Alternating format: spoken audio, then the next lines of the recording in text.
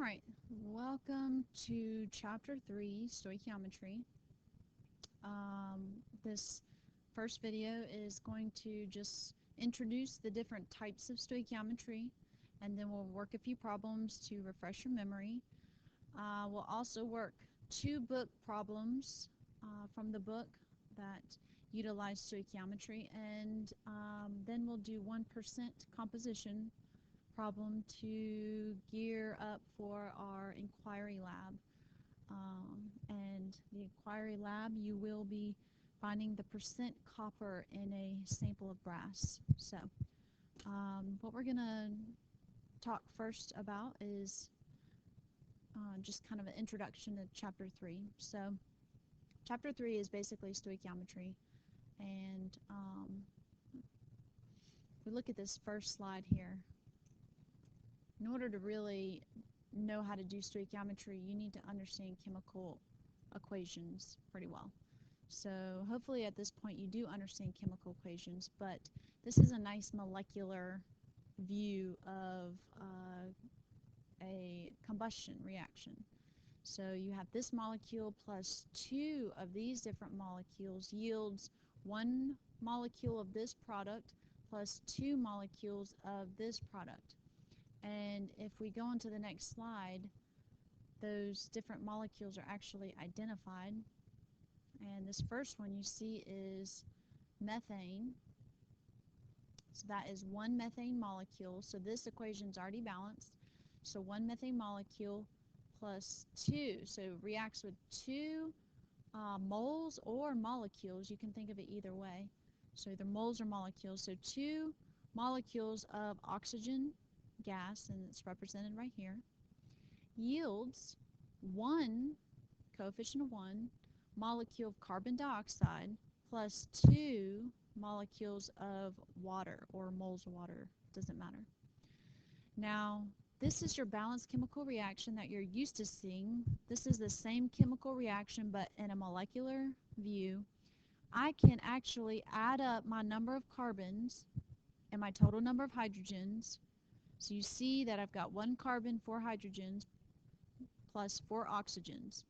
On the right side, it should equal that, and it does. One carbon on the right, two oxygens here, and then my four hydrogens there. So law of conservation of mass is satisfied. The mass that we begin with is equal to the mass that we end with. All right.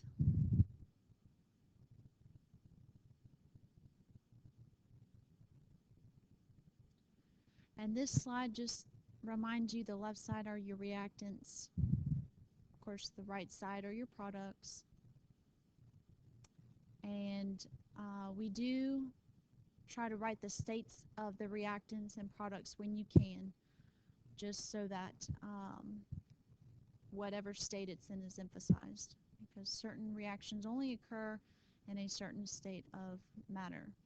Now we already talked about the coefficients, so 1, 2, 1, 2 are your coefficients here. And we also talked about this as well. This is just kind of gearing up to confirming law of conservation of mass. So H2O is really two hydrogens, one oxygen.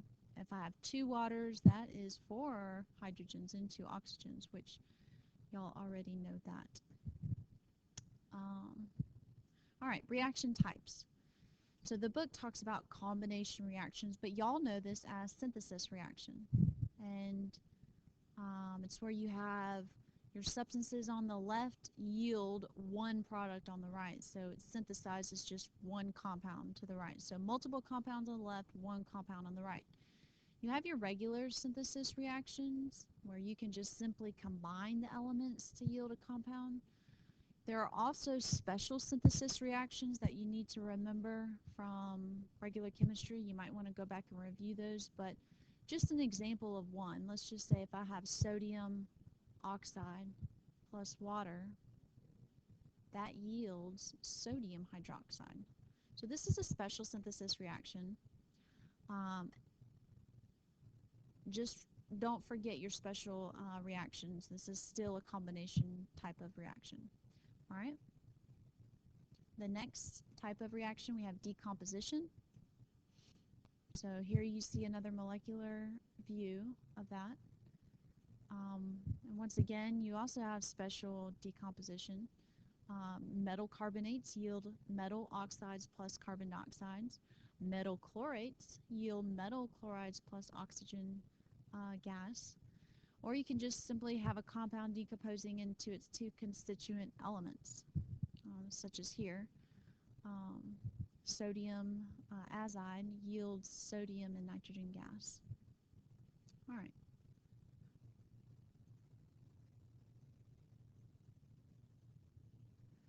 And then combustion reactions. You just have your fuel, your hydrocarbon here reacting with oxygen, yielding carbon dioxide and water. These are the easiest to write out, a little bit harder to balance, but I always balance the carbons first, then the hydrogens, then the oxygens. I think of CHO when I think of balancing combustion reactions. I balance the carbons first, so there's one carbon, put a 1 over here. Then I look at the hydrogens to the left. I see that there's 4, so I would have put a 2 here. That gives me 4 hydrogens. Now, then I look at the oxygens. So I notice I've got 2 oxygens here plus the 2 that are over here, so a total of 4 oxygens on the right. So then I just simply go to the left where my 1 oxygen reactant is, and I will put a 2 here.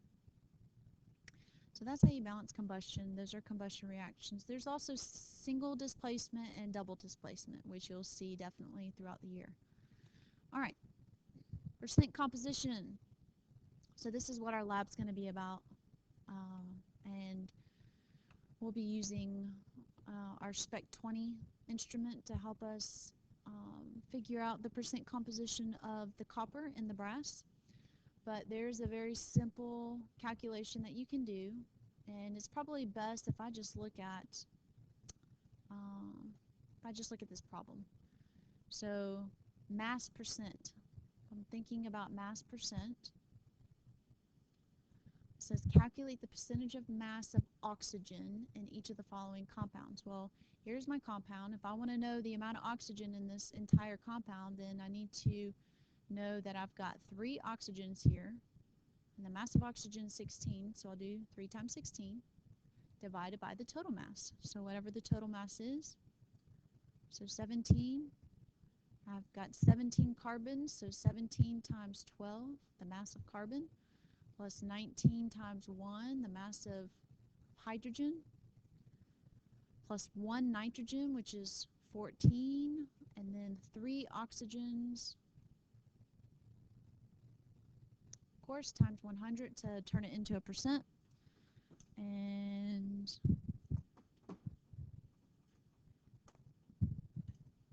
if I calculate that real quick, just give me a minute.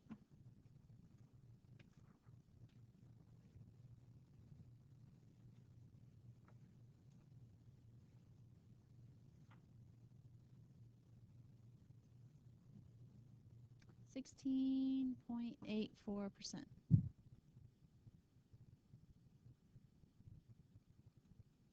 All right, perfect. All right, so the next one. Actually, this is not. Just scroll down. Perfect. All right, so the next one, we've got codeine. So I'm interested, once again, in the oxygen percent mass. So I've got 3 oxygens times a mass of 16 divided by the total mass. So I've got 18 carbons times the mass of carbon, which is 12, plus 21 hydrogens times the mass of 1. Got 1 nitrogen. Oops. Plus 3 oxygens times 100. So we've got a mass percent of 16.05.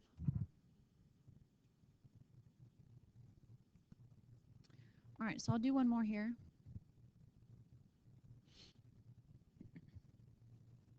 Okay, cocaine has 4 oxygens here, so 4 times 16 divided by 17 times 12 plus 21 times 1. Y'all should be really good at this by now. plus 1 times 14 plus 4 times 16 times 100, of course. And that comes out to be 21.12%. All right, perfect. So that is percent mass. Now, I believe I've covered everything that I wanted to cover in this slide. We'll do empirical formulas later. All right, so let's just talk about stoichiometry.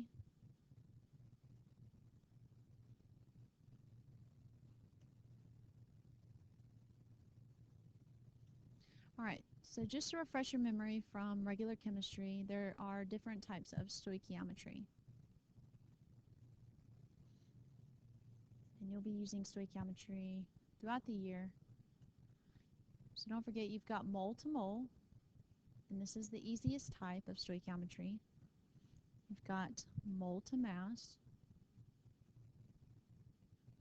You also have mass to mole and mass to mass. Basically, stoichiometry is a glorious conversion problem. You're trying to convert from one substance to another in a balanced chemical equation. So if I had an example of, let's say this is a mole to mole example, how do I know that? Well, I'm starting with moles and I'm ending with moles here. So notice I already have my balanced chemical equation, so this problem would be very easy to do. This is a very straightforward, simple problem just to refresh your memory on the process. So I'm going to go ahead and write down 6.27 moles of boron. Now, my unit is moles of boron here. I can have mole of boron on top, and then I can go directly to mole of beryllium. Now this is the conversion factor. This is how I go from one substance to another, is through this mole to mole bridge right here. So for every 2 moles of boron, that's equal to 3 moles of beryllium. So 2 to 3. So this is the key conversion from going from one substance to another.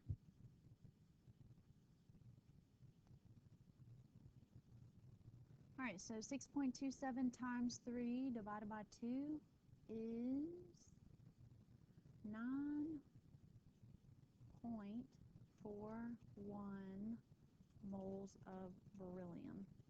So if I could give you any advice when you are doing stoichiometry, always put your units. The probability of you making a mistake decreases drastically. So always put your units. All right, so in the second one, says how many grams of cobalt 2 fluoride are needed to make 1.95 moles of cobalt 2 nitride. So I am starting here. I can always start with a number, a unit, and then a substance. And then I'm ending here. So this tells me this is a mole to gram conversion. So I've got 1.95 moles of cobalt 2 nitride. And I can first convert moles of cobalt 2 nitride to moles of cobalt 2 fluoride.